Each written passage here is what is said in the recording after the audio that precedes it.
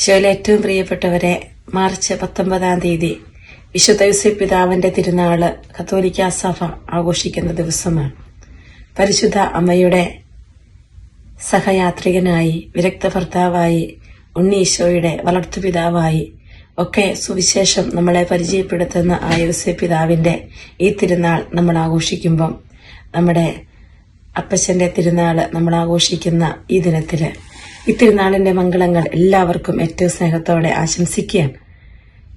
കർത്താവ് ഒരു വചനം തരികയാണ് യോസേപ്പ് പിതാവിനെ കുറിച്ച് ചിന്തിച്ചപ്പോൾ. എന്താണ് യോസേപ്പ് പിതാവിനെ കുറിച്ച് നമ്മുടെയൊക്കെ ജീവിതത്തോട് ചേർത്ത് പിടിക്കാനുള്ള ഏതാനും ചിന്തകളിലേക്ക് നമ്മൾ പ്രവേശിക്കുമ്പോൾ, അതിന് ചിന്തിക്കുമ്പോൾ കർത്താവ് തന്നൊരു വചനം ഇതാണ്. സങ്കീർത്തന പുസ്തകം 73 അധ്യായം 24 വചനം, 73:24. ഉപദേശം തന്ന് അങ്ങനെ നയിക്കുന്നു, പിന്നീട് അവിടുന്ന് എന്നെ മഹത്വത്തിലേക്ക് സ്വീകരിക്കും. നമുക്കറിയാം, യോസേപ്പ് പിതാവിനെ നമ്മൾ പരിചയപ്പെടുന്ന അവൻ മറിയത്തിന്റെ ഭർത്താവായ യോസേപ്പ് പിതാവ് നീതിമാനായിരുന്നു എന്ന സുവിശേഷം വചനം വായിച്ചുകൊണ്ടാണ്.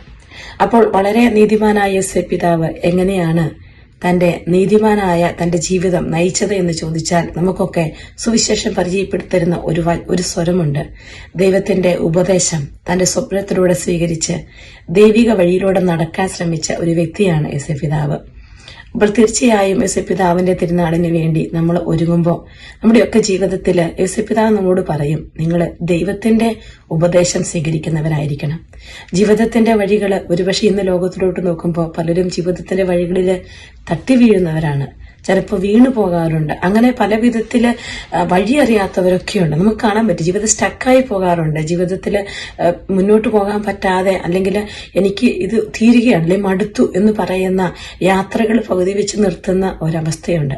എന്നാൽ യോസേപ്പ് പിതാവിന്റെ ജീവിതത്തിൽ നമ്മൾ കാണുന്നുണ്ട്, ജീവിതത്തിലെ പരിശുദ്ധ അമ്മയോടുള്ള വിവാഹ നിശ്ചയം നടത്തിയ സമയം തൊട്ട് തന്നെ ജീവിതത്തിൽ ഒരുപാട് സ്ട്രഗിൾസിലൂടെ കടന്നുപോയ വ്യക്തിയാണ് യോസേപ്പ് പിതാവ്.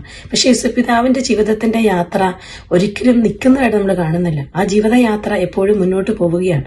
ഒരിടത്തും തളർന്നിരിക്കുന്നതായിട്ട് കാണുന്നില്ല.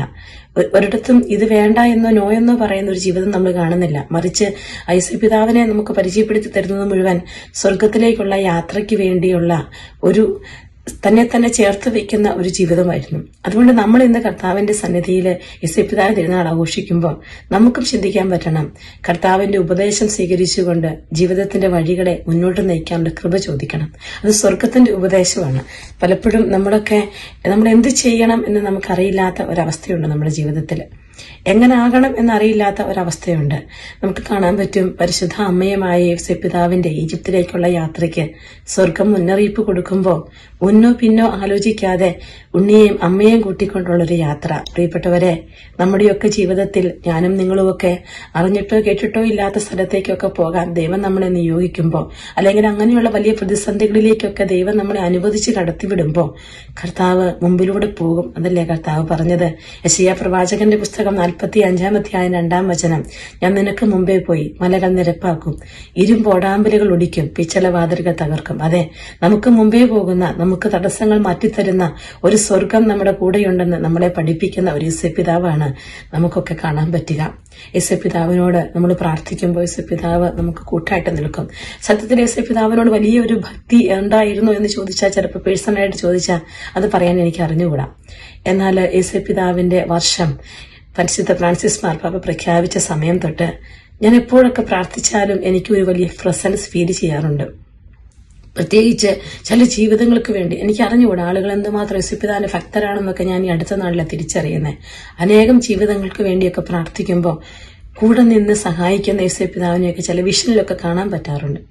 അപ്പൊ നമ്മുടെയൊക്കെ ജീവിതത്തിൽ, പ്രത്യേകിച്ച് കുടുംബ ജീവിതത്തിന്റെ തലങ്ങളിൽ ഏറ്റവും വലിയ ശക്തിയായിട്ട് യോസേപ്പ് പിതാവ് മാറണം. യോസേപ്പ് പിതാവ് ഈ കാലഘട്ടത്തിൽ നമ്മുടെയൊക്കെ ചുറ്റുപാടുകൾ അന്ധകാരം നിറഞ്ഞിരിക്കുമ്പോൾ യാത്ര ചെയ്യാൻ യോസേപ്പ് പിതാവ് നമ്മളെ ശക്തിപ്പെടുത്തട്ടെ, താങ്ങട്ടെ എന്ന് പ്രാർത്ഥിക്കുന്നു. യോസേപ്പ് പിതാവെ ദൈവസ്വരം കേൾക്കുന്ന ഒരു വ്യക്തിയാക്കി, കർത്താവിന്റെ ഉപദേശം സ്വീകരിക്കുന്ന, അങ്ങനെ ദൈവിക മഹത്വത്തിലേക്ക് പ്രവേശിക്കാൻ തക്ക വിധത്തിൽ ജീവിതത്തെ ഒരുക്കുന്ന ഒരു വ്യക്തിയാക്കി മാറാൻ എന്നെ സഹായിക്കണം യോസേപ്പ് പിതാവെ.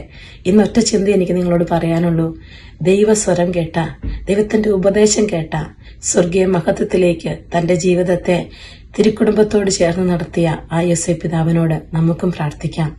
ദൈവസ്വരം കേൾക്കാൻ യോസേപ്പ് പിതാവ് നമ്മളെ സഹായിക്കട്ടെ. ഈശോ മിശിഹായിക്ക് സ്തുതിയായിരിക്കട്ടെ.